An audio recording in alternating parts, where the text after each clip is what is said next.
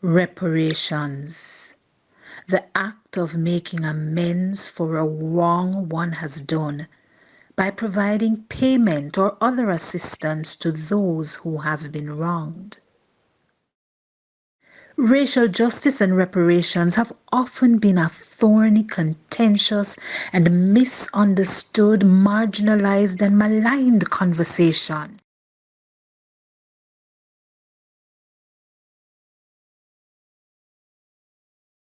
It has usually been up to the exploited, colonized, oppressed groups to bring the conversation into being, which is often met with various forms of resistance or even just completely dismissed.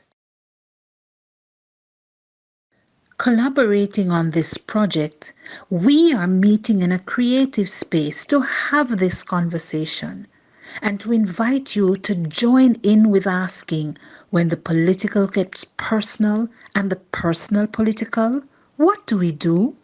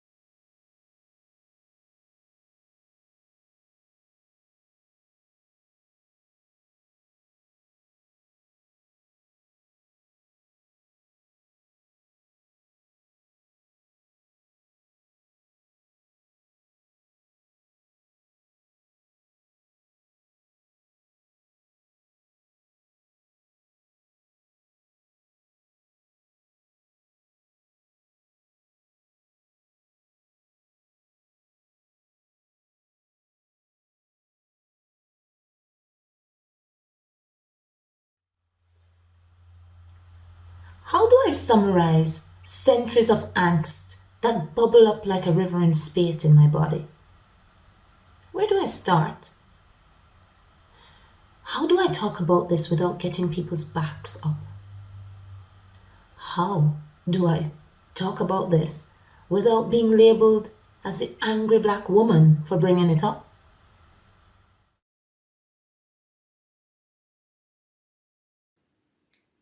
What's my role in reparations?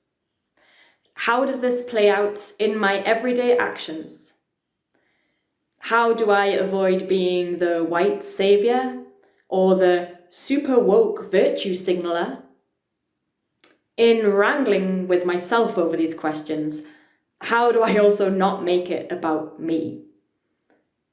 Focusing on what's important, how we enact reparations, holding ourselves accountable, and foremost listening to those whose voices have been silenced for so long.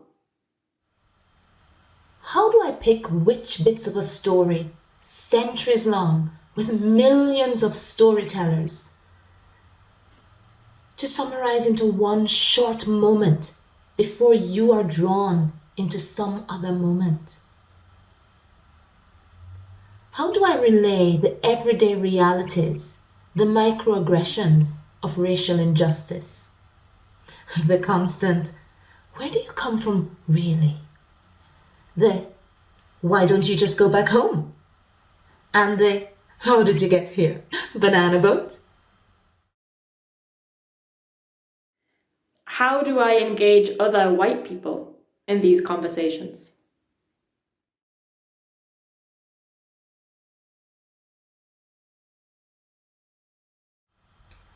How do I get you to hear me deep into your actions long after this moment is past?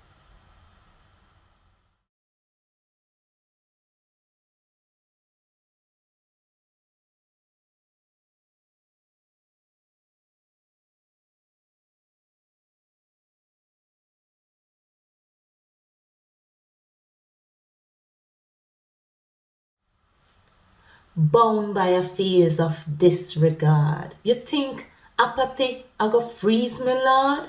Me a scream out me gut-wrenching cry, and me a beg you, Papa God, nothing leg on me boy. When the political gets personal, what do you do with that? What do I do with watching the life squeezed out of George Floyd? Could I sit back and do nothing?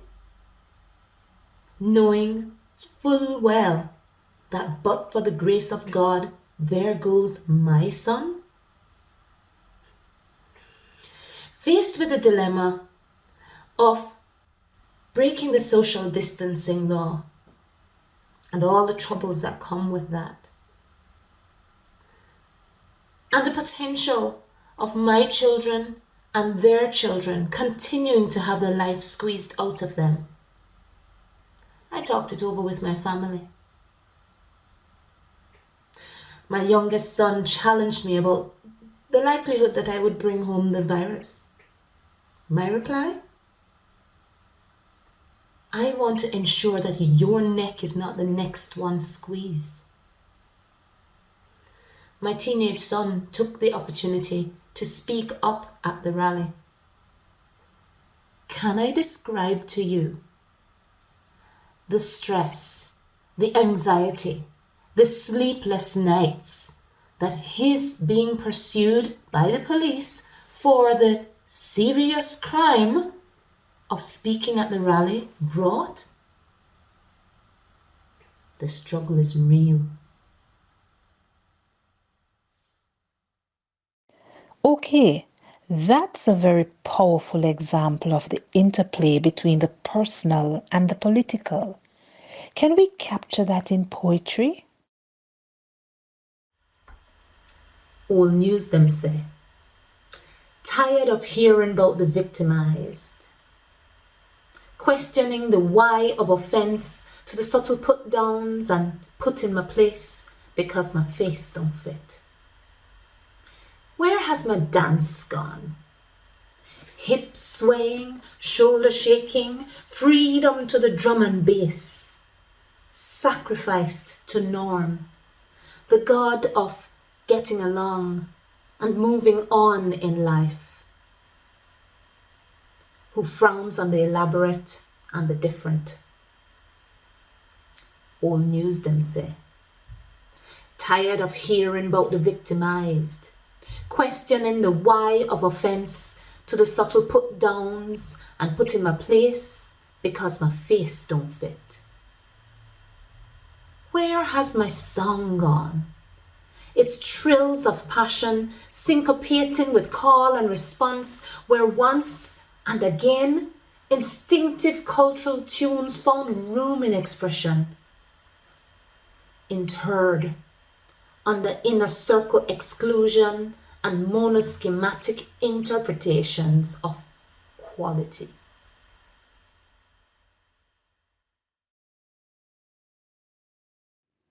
For her, you. It is not an idea or concept, project or commission. It runs in your veins, at the core of your bones, walks with you as you step, in amino acid, cell, strand, sinew, and sweat.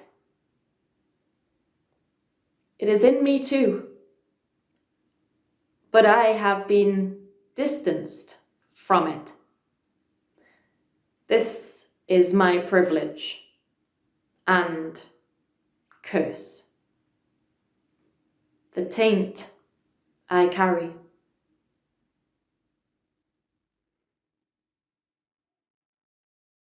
You know, there is gross selectivity in what is included in history and what remains a mystery.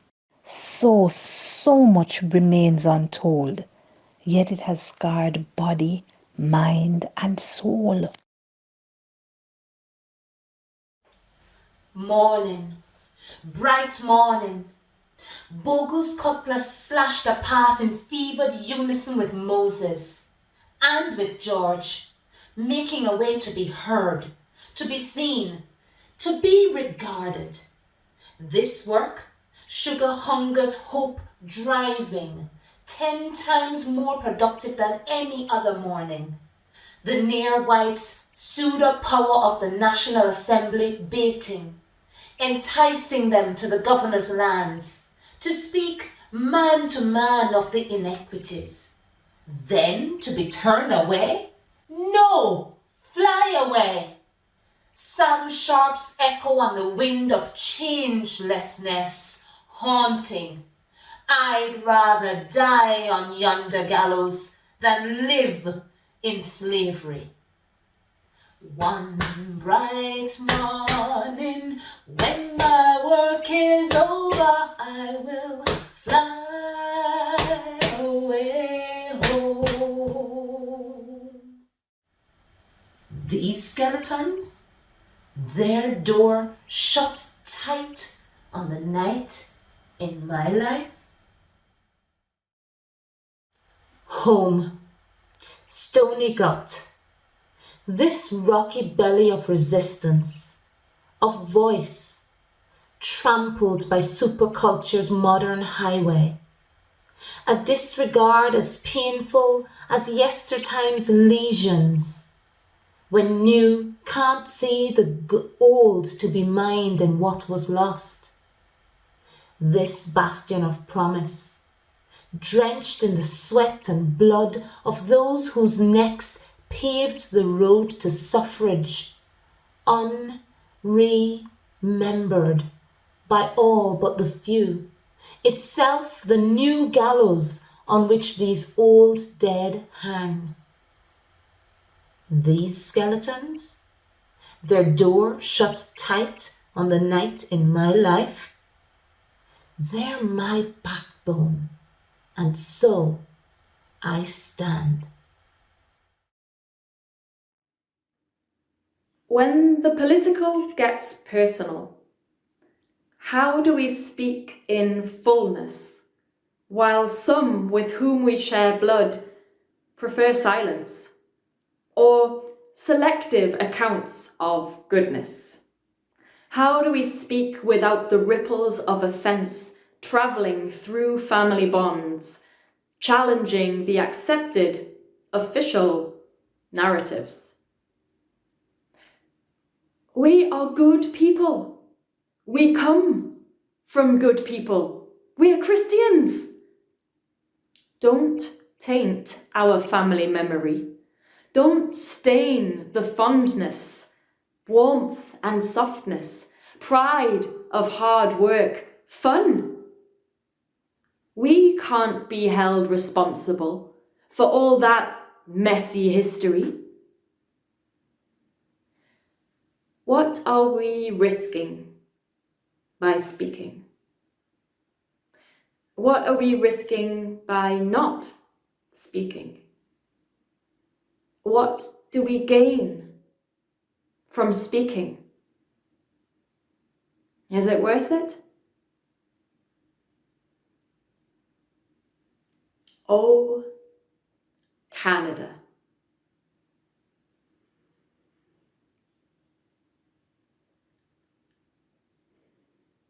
What did you do? Nurse in a residential school. Do no harm. Your caring hands. What did they do? What did those children learn from you? How Christian were you? Big C or small c? Like a moth to the flame, him a draw near the lane of self-destruction. Appetite whet by approximations of evil. Will the desire grow for more and more till me find him Or don't find him banged up on the floor. Cell block H or Bible in hand with him blood a stain the landscape for the coming generation. Bound by a phase of disregard. You think apathy I go freeze me, Lord? Me a scream out me gut-wrenching cry. And me a beg you, Papa God, nothing leg on me boy.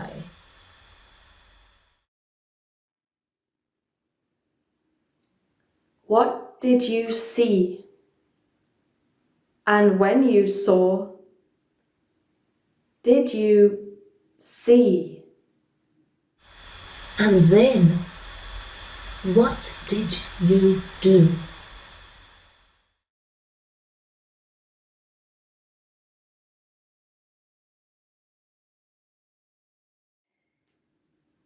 Bound by a phase of disregard. You think apathy I go freeze me, Lord? Me a scream out me gut-wrenching cry. And me a beg you, Papa God, nothing leg on me boy.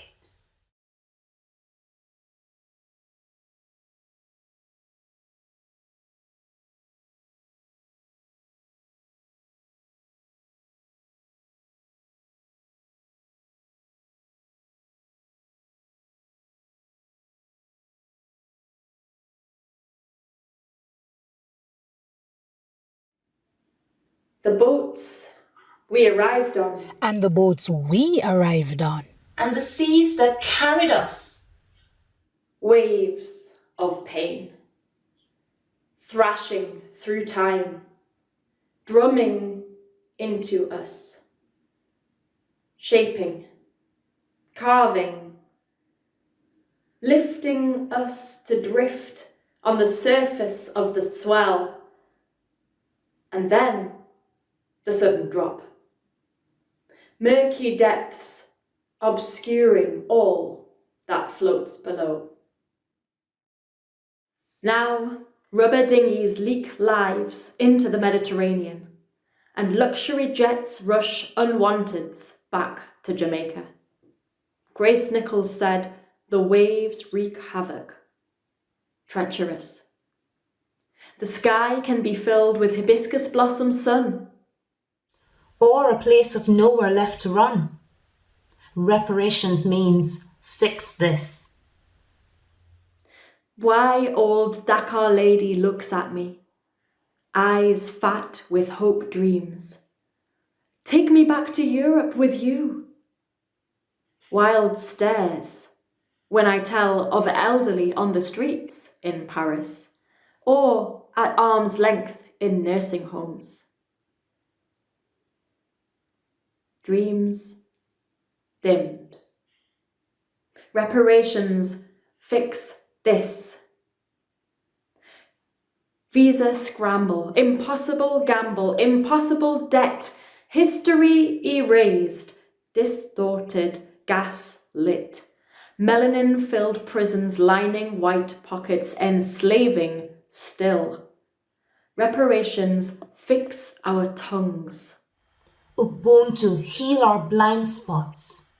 Our minds, money, maps, lands, books. Ubuntu help us see. Our life blood. Us. I need you to be the better me. I need you to be the better me.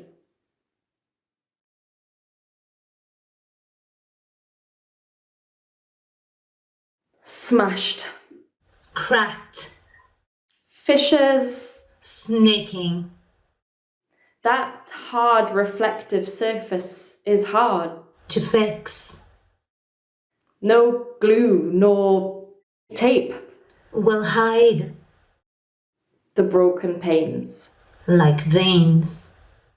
Slicing through. The mirror is old. And new. At once. The breaks extending through time, bleeding into today. Looking now, I can't see myself without seeing those lethal cracks. cracked whips, hooves, heels. lips, This shining surface broken or not, is always reflecting something. something.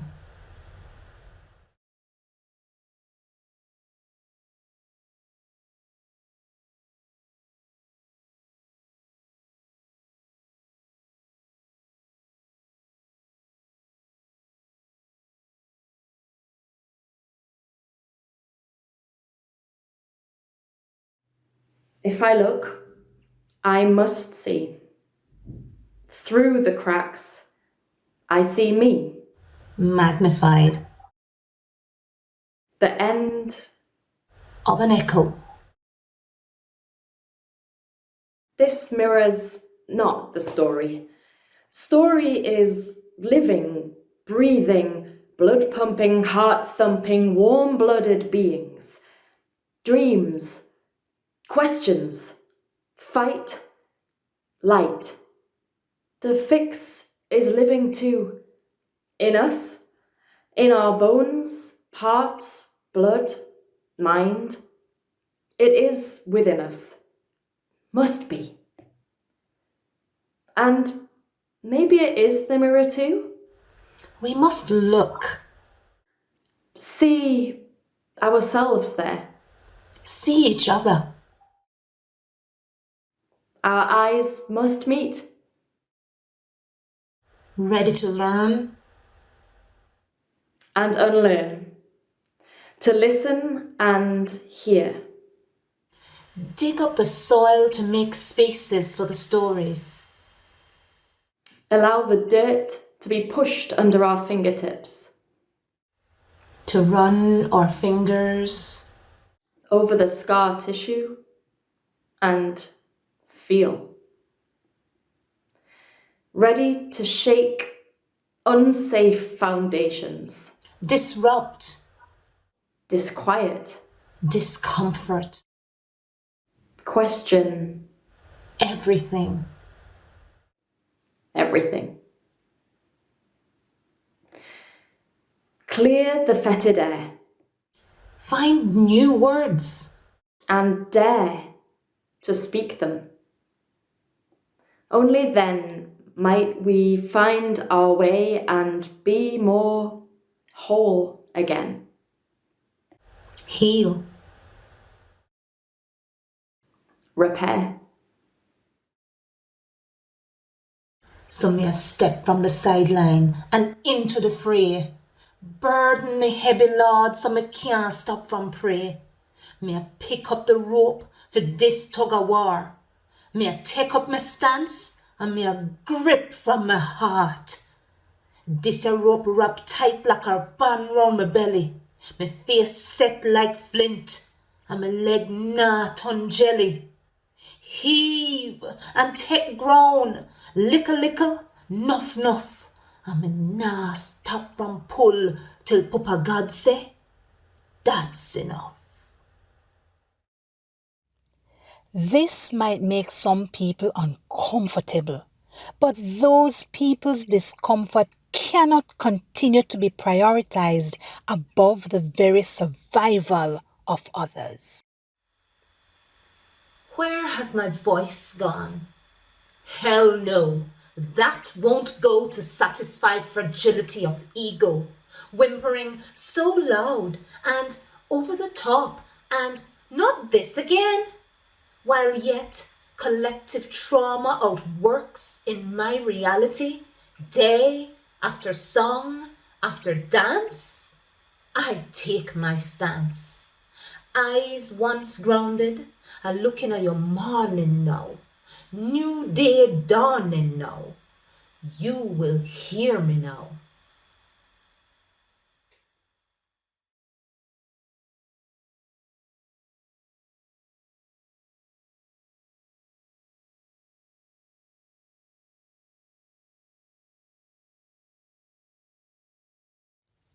Racial justice and reparations are an immediate concern for those for whom the political is personal. and both demand a response from all of us. The truth is, it cannot wait, cannot be left to languish even more than it already has. The time for action, for racial justice and reparations, is now. We close this segment with questions attributed to a first century monk, Rabbi Hillel. If not now, then when? If not us, then who?